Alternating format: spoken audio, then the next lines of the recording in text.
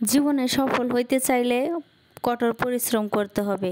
এত পরিশ্রম করতে হবে বলার মতো না। আসসালামু আলাইকুম, আশা করি সবাই ভালো আছেন। আমি আপনাদের দোয়ায় ভালো আছি। এই শাকগুলো, এই বাজারগুলো আমি মানে অফিস থেকে আসার সময় নিয়ে আসছি।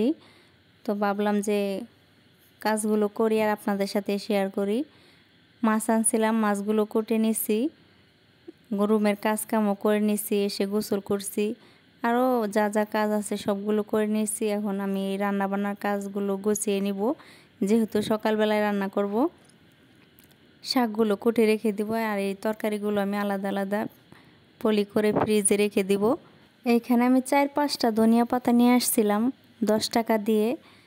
তো ধনিয়া পাতার থেকে টাকার দামটাই বেশি হয়ে গেছে। আমি কিন্তু শাকগুলো কুটে নিছি, আর এই ফাঁকে যে ভাত রান্না করছি, ডাল সিদ্ধ করছি, রাত্রে খাওয়ার জন্য ভর্তা বানাবো। আর যে মাছগুলো কুটে নিয়েছিলাম, এখন আমি মাছগুলো ভেজে রেখে দিব, যাতে আমার সকালবেলায় কাজটা একটু এগিয়ে যায়।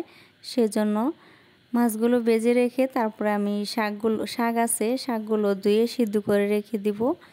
যেহেতু আমার মাদ্রাসায় ভাত দিতে হয় ছেলের জন্য, ও মাদ্রাসার খাবার খেতে পারে না, সেজন্য এখন আমার একটু কষ্টটাও বেড়ে গেছে। সেজন্য আমার রান্নাটা সকালবেলায় করতে হয়, আর একটু বেশি করে করতে হয়। সেজন্য আমার এখন সব কিছু গুছিয়ে রাখা, তাহলে সকালবেলায় আমার অনেকটা সুবিধা হয়ে যাবে। সেজন্য ভাবলাম যে কাজগুলো করি আর আপুদের সাথে শেয়ার করি।